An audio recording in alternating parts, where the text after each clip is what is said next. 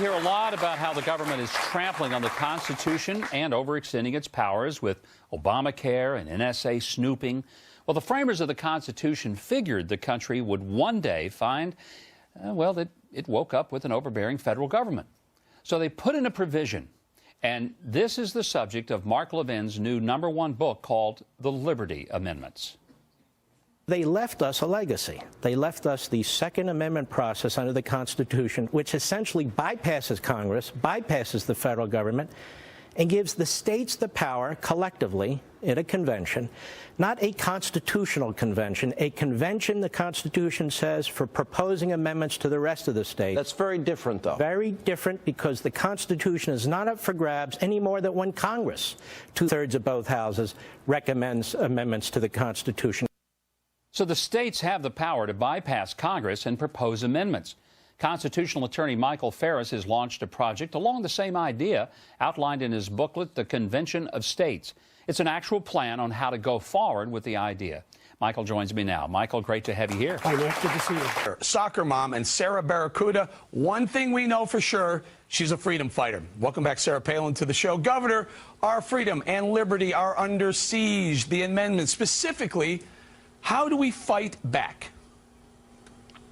On the national level, we make sure that we're electing candidates who will promise to pay whatever price it's going to take to protect our Constitution. Then on a state level, I think it's very important that we find candidates and elect them who would be willing to call for a convention of states if need be, because that is the way, that is the tool that the people have to rein in government, is a convention of states. I've come to a conviction that you can't fix Washington in Washington. The only way we fix Washington is have a convention of the states and limit their power.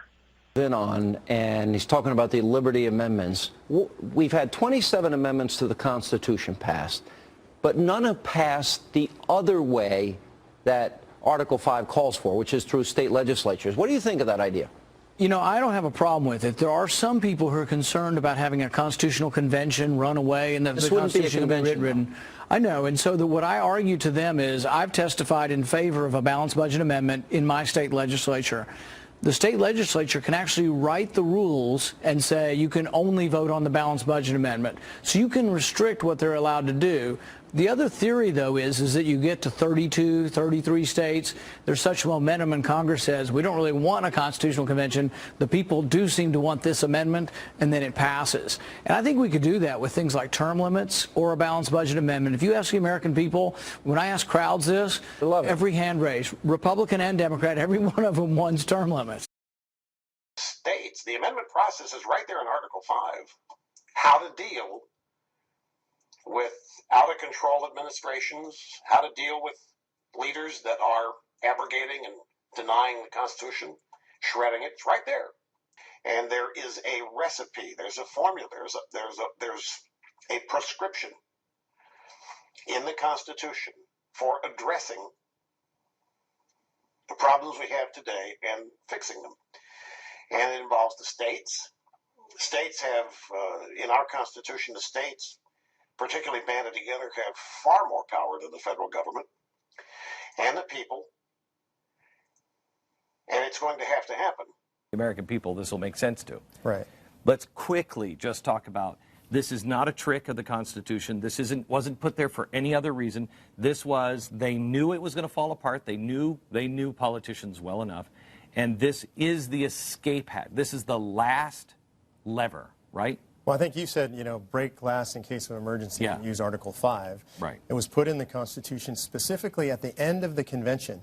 And there was a debate, and George Mason stood to say it was outrageous that the way it had been proposed was that only Congress itself could propose amending the Constitution. And he said something to the effect that, are we so crazy to believe that a government once tyrannical would propose amendments to restrain its own tyranny? Right. Of course they wouldn't. Right. And so he said, and very strongly, thank God, that the people had to have the power to do this. And the only way to give the people the power is to give the states the power. Well, I will tell you that I talked to two senators. I mean, well, I can say it because it's not hard to figure out. It's Mike Lee and Ted Cruz.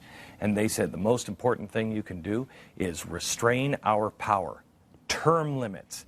And I said, everybody's for it. And they said, oh, no, No, no one in this town is. And that's exactly why they put Article 5 there, because they're never going to give us term limits. No.